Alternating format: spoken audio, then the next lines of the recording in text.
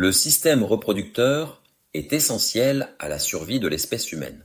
Il permet la reproduction, c'est-à-dire la création d'un nouvel être humain à partir de deux cellules, une provenant d'un homme, l'autre d'une femme.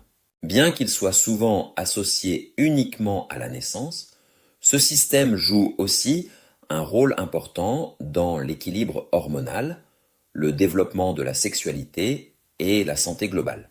Chez l'homme, le système reproducteur comprend les testicules, l'épididyme, les canaux déférents, la prostate, les vésicules séminales et le pénis. Les testicules produisent les spermatozoïdes, les cellules sexuelles masculines, ainsi que la testostérone, l'hormone responsable des caractères sexuels masculins, comme la pilosité ou le timbre de la voix. Les spermatozoïdes sont stockés dans l'épididyme, puis transportés par les canaux déférents. Ils se mélangent à un liquide produit par la prostate et les vésicules séminales pour former le sperme, qui est expulsé lors de l'éjaculation. Chez la femme, le système reproducteur comprend les ovaires, les trompes de Fallope, l'utérus, le col de l'utérus et le vagin. Les ovaires produisent les ovules, les cellules sexuelles féminines, ainsi que deux hormones importantes, les œstrogènes et la progestérone. Chaque mois, un ovule est libéré par un des ovaires et se déplace dans la trompe de Fallope, où il peut rencontrer un spermatozoïde. S'il y a fécondation, l'œuf formé descend dans l'utérus pour s'y implanter et se développer.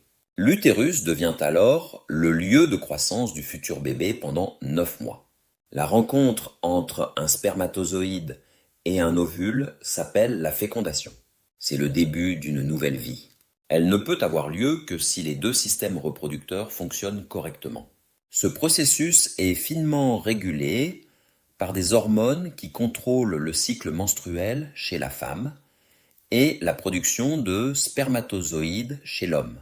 Au-delà de la reproduction, ce système est aussi responsable de nombreux changements pendant la puberté, comme le développement des seins, la poussée des poils ou les modifications du corps. Il influence aussi l'humeur, le désir sexuel et le bien-être psychologique. C'est pourquoi il est important de le respecter et d'en prendre soin. La santé reproductive passe par une bonne hygiène, des consultations médicales régulières, l'éducation sexuelle et la protection contre les infections sexuellement transmissibles. Ce système est fragile et peut être affecté par le stress, certaines maladies ou des troubles hormonaux. Le système reproducteur est un pilier de la vie.